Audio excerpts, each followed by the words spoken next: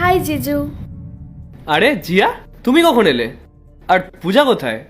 আমি কিছুক্ষণ আগেই আসলাম, আর দিদি মার্কেটে গেছে। আস্তে আস্তে বিকেল হয়ে যাবে, আর ততক্ষণ খেয়াল আমিই রাখবো।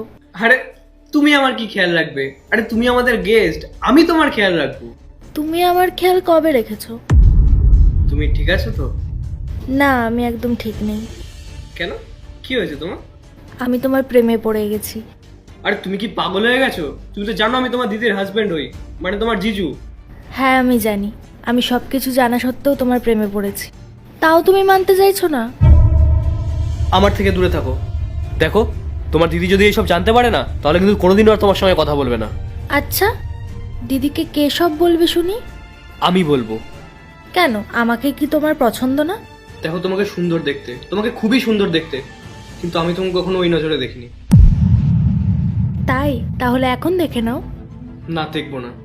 না আমি কাল তোমাকে এই নজরে দেখেছি, না আজ দেখবো, না ইন ফিউচারে কোনোদিনও দেখবো। তো কি হয়েছে? দুনিয়ার সব জিজুরাই না শালির পেছনে পড়ে থাকে, আর আমি তোমার পেছনে পড়ে আছি, আর তুমি আমায় পাত্তাই দিচ্ছ না। দুনিয়া কিভাবে সেই ভেবে আমার কোনো লাভ নেই। আমি শুধু আমারটা জানি। তুমি আমার ওয়াইফের বোন, আমি তোমাকে সেই নজরেই দেখি, আর তোমারও আমাকে এই নজরেই দেখা উচিত। কিন্তু আমি তো ভাবি, আমি তোমাকে তো প্রথম থেকেই আমার বেটার হাফ ভাবি। কি ভুলভাল বলছো? আমি কোনো কিছুই ভুল বলছি না, যেটা সত্যি সেটাই বলছি। আমি তো প্রথম থেকেই তোমাকে আমার বেটার হাফ ভেবে এসেছি। তুমি ওই কথাটা শোনোনি, শালি আধি ঘরওয়ালি? যেই কথাটা বলেছিল সেই দুনিয়ার সব থেকে ফালতু লোক। সে নিজের লাভের জন্য এই কথাটা বলেছিল। থ্যাংক গড যে কেউ এই কথাটা বলেনি, শালা আধা ঘরওয়ালা। হাজবেন্ডের ভাই যদি ছেলের মতন হতে পারে, ওয়াইফের বোন কেন আধি ঘরওয়ালি হবে? জিজু, যেখানে আমার কোনো প্রবলেম নেই সেখানে তোমার এত কিসের প্রবলেম? আমার প্রবলেম আছে, কারণ আমি তোমার দিদিকে ভালোবাসি, আর ওকে চিট করার কথা আমি কোনোদিনও ভাবতেও পারি না। ওকে চিট করার থেকে আমি এই দুনিয়া ছেড়ে চলে যাওয়াটা বেশি পছন্দ করবো। আচ্ছা, তুমি দিদিকে এতটা ভালোবাসো? হ্যাঁ, আর তোমার মাথায় যেসব ভুলভাল চিন্তা ভাবনাগুলো ঘুরছে সেগুলো মাথা থেকে বার করে দাও। সেটা তো আমাদের সবার জন্য ভালো হবে।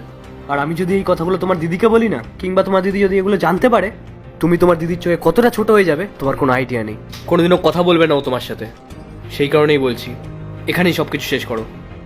যতক্ষণ না তোমার দিদি আসছে আমি বাইরে ওয়েট করছি। বা দিদি, মানতেই হবে, জিজু কিন্তু তোকে খুব ভালোবাসে। আমি তোকে বলেছিলাম না, তোর জিজু এরকম না, ও আমাকে খুব ভালোবাসে, আর অন্য মেয়ের কথা একদম ভাবতে পারবে না।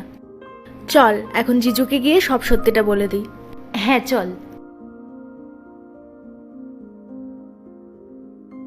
রাহুল, পার্ট 2 দেখতে সাবস্ক্রাইব করো ভেলকু 78M।